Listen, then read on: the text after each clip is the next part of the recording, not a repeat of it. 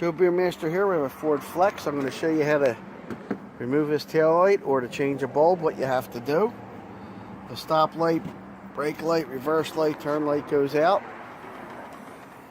What we're going to do is go on the inside. As you can see, there's no access panel for that. So what we want to do is take this assembly out. I'm going to show you how to do it. There's two bolts right here on the inside, and they're about an 8mm, so I'm going to go get an 8mm and try that. Alright, so we got an 8mm. We're going to take these two out.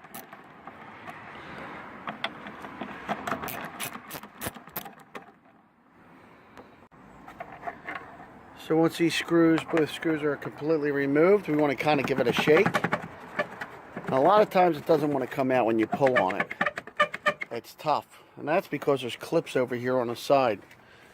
So you want to kind of hold it with one hand back here and then give it a little push this way to get it off that clip without breaking it. Alright, you got to work it out.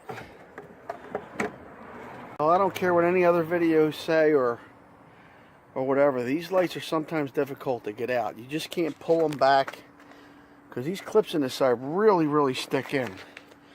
So I've really given a lot of hits, pushing it and pulling it. Then it finally gave here.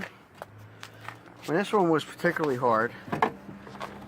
As you can see, these pins here, they hold in pretty tight. And on this one, the little rubber grommet came out, but that's okay. And then if you want to change the assembly, you just disconnect the harness. Or if you want to change a bulb, you just basically twist it. One of these, let's say this one here, a little bit easier to grab. And there's the bulb. You pull it straight out. You take that bulb to your local supply house where there's little numbers written on the bulb, and you put it back in. And then you put the socket back in. Same way you took it out once you changed the bulb. Twist it in.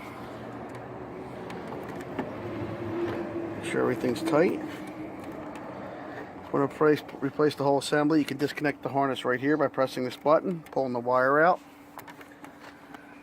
But the whole trick to this is to either pull it out hard and then hitting it on the side like I said to get these studs out of those little sockets, because that really holds it in tight. Especially after several years, it really gets stuck in there. So that's the trick to this. So now we got it all together, we're going to push it back in and bolt it right back up. It should only take a couple minutes. Line them little studs in to the socket, push it. Once that's in, pretty good. You put the 8mm back in, and that'll do it.